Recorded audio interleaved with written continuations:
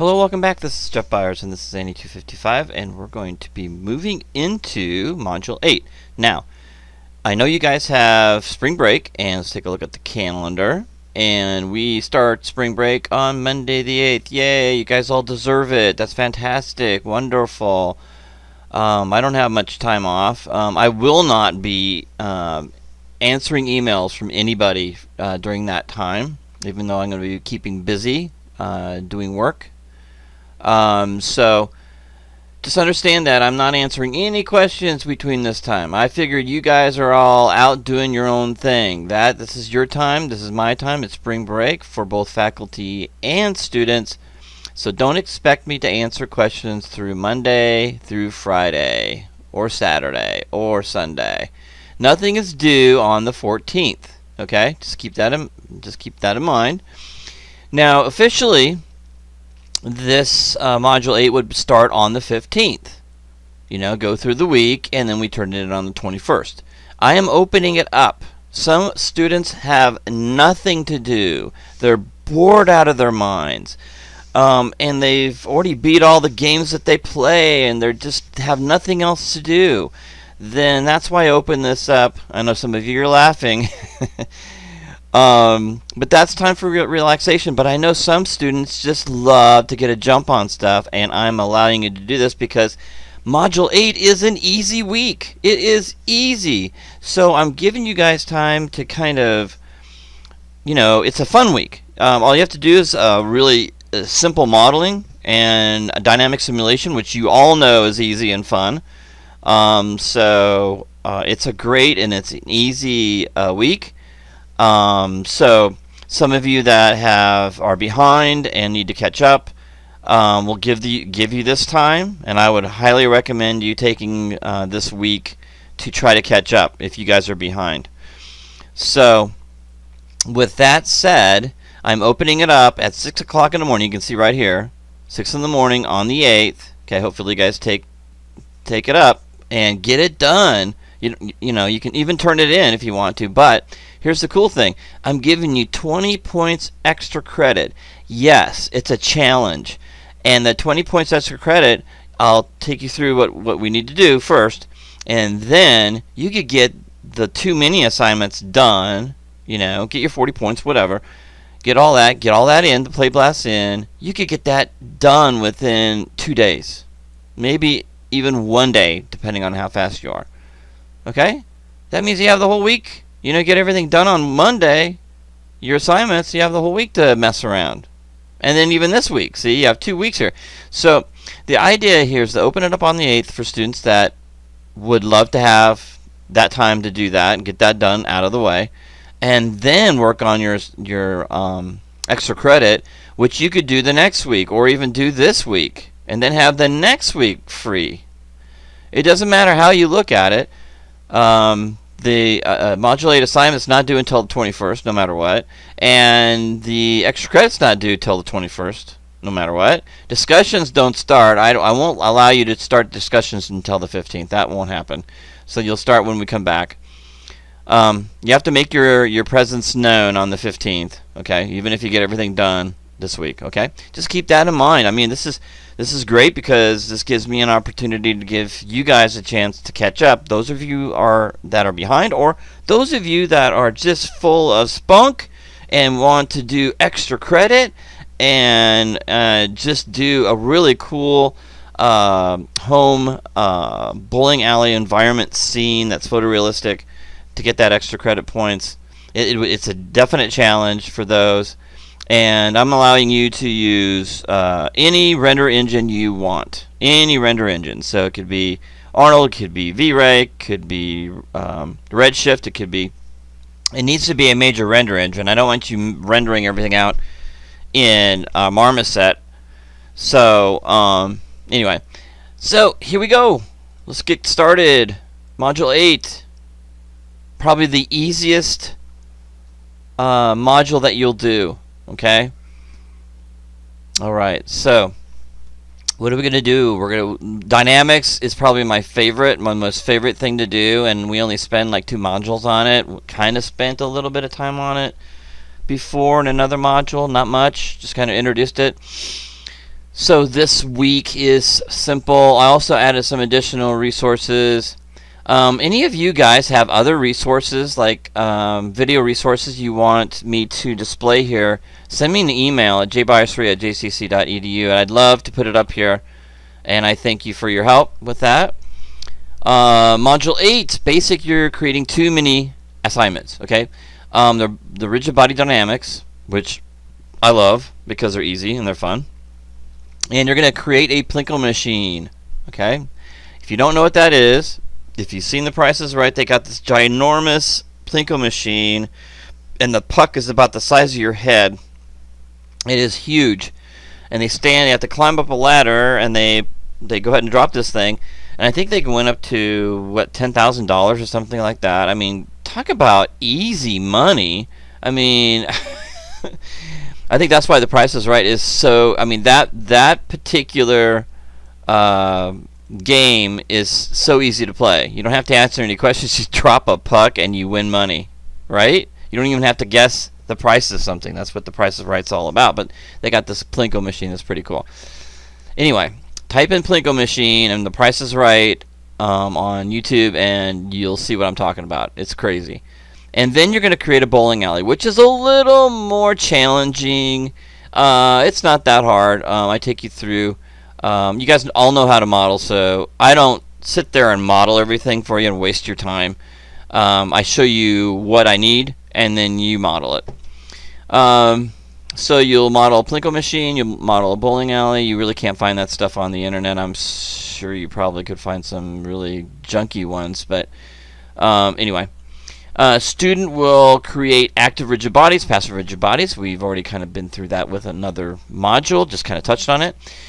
Of course, you'll tweak out the attributes to make the simulation look realistic. That's what I'm talking about here. You're going to give me two separate files, meaning that you'll have the Plinko simulation MB file and you'll have the bowling alley MB file. And you will create 3 separate compressed press with Xvid. Again, now if you delete your press folder, you may delete this DLL that Maya needs to have. And it gave me a warning one time, and I had to reinstall Xvid. You just have to type in Xvid compressor in a search engine, and it comes right up. Just download it again and install it. And when you're installing it, it'll say, we already have it installed. You just say, I want to install it again. Just have it overwrite it. And then when you open up Maya again, it should show it. Okay, that's the only problem I had with deleting preferences. So you're going to create one simulation for the Plinko machine because it's, you know, it fits the frame. The bowling alley is so long that I have 2 different perspective renders or play blasts that I need you to create. So I've got examples for that down below. So this is what I need you to, again, I always say, model and texture assets that are required for this assignment. You can always find stuff. Now again, there are times where I say you have to model this, you know, and this is the Plinko machine. You basically have to model it because I don't think there's anything out there. And if there is, you can use it if it looks good. I didn't take the time to do that. Sometimes it takes you longer to find this stuff than it is just to model it. And the Plinko machine is one of those things that takes like 5-10 minutes.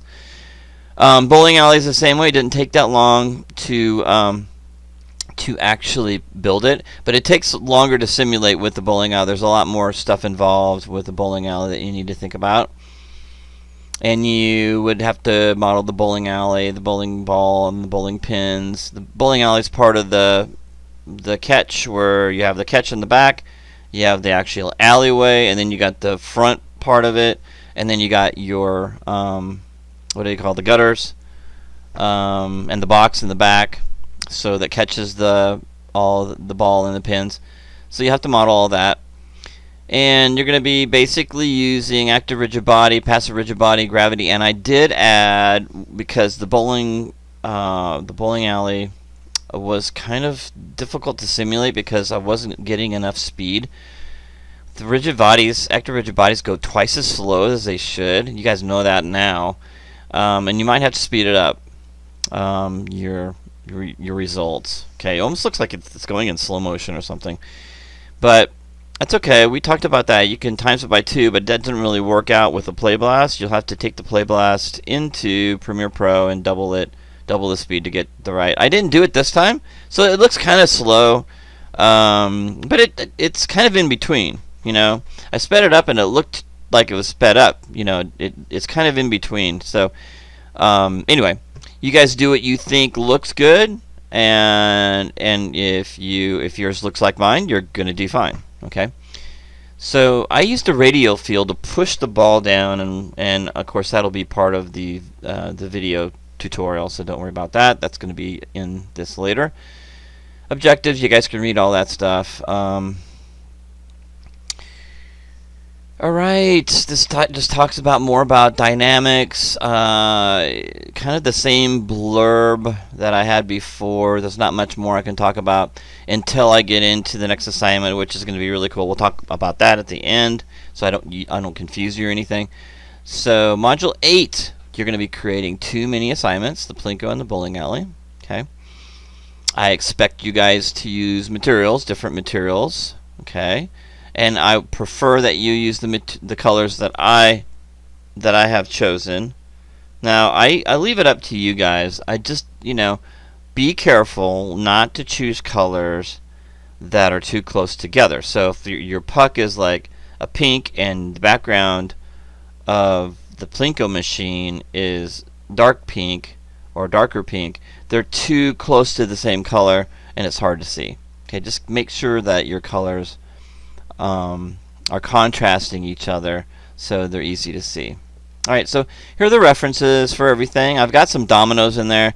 I basically put this notation in here. Just ignore those dominoes. You're not doing any domino effect. That's going to be coming in with Module 9, but anyway, I had those in there and I forgot those in there and I put them up and I just leave them in there. It's okay. Alright, so it's time to model the Plinko machine, and I roughly based my design on this. Okay, roughly. Okay. And so you can watch the videos on how to get the modeling done. I don't sit there and show you, okay, now you're gonna scale this cube up. I'm not gonna do that. I just show you the elements of the model, and you guys can make it yourself. It's very quick. And then the dynamic simulation, I take you through the entire thing there. And then I give you an example of what I have, so you guys can match up what I have to yours. And if you match it up perfectly to mine, you're going to get 40 points. Okay? That's it. That's how simple it is. If yours looks like mine, you're going to get 40 points. Okay? Bowling alley. All right. So, and again, I want to say, if you guys want to go above and beyond what I've got here, fantastic. You're not going to get any more points, but that's fantastic. If you guys want to texture this, but going for a totally different design, I don't know about that, because there's only so many ways you can do a Plinko machine. If you decide you want to model the Price is Right Plinko machine, I'm not going to say no. But you're going to get yourself into some crazy modeling there. Okay. Alright, so modeling the bowling alley. That's one of my favorite ones to do. It's kind of fun. No, you do not have to model the shoes. Don't worry, but you're going to be modeling a ball, bowling pin, and all the rest of the stuff. So, of course, I simplify the model. It's not exactly what you see here. Alright, so take you through the modeling part again. I just show you the elements and how I created the elements. I don't go through the modeling process at all. You guys are at the point you guys can figure that out. And then the dynamic simulation is a little tougher. This one's a long one. This is probably the longest video I've done. It's probably 40 minutes, almost 40 minutes long. So be prepared with this one. Okay, it's not hard to simulate this. It's all these little things you got to think about to get it to work properly. Otherwise, your ball's going to go in the gutter. Otherwise, you're going to have all kinds of things going wrong, and you really have to pay attention to this. It's not that it's hard, and I'm doing a bunch of expressions. It's not like the rigging process. It's just the fact that if you do miss something, okay, then it's going to kind of snowball into, oh, now I don't know what to do, right? So when you play the video, some of you love to do the simulations yourself. Hey, God bless you. But if something goes wrong, you can't email me and go, well, I did my own thing, now I don't know what I did wrong.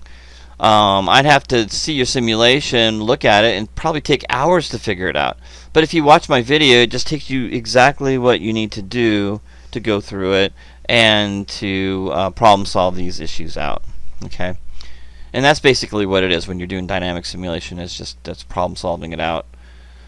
And then we've got Play Blast for the bowling alley, and I need two different perspectives. One from where you're throwing the ball, which is way back here.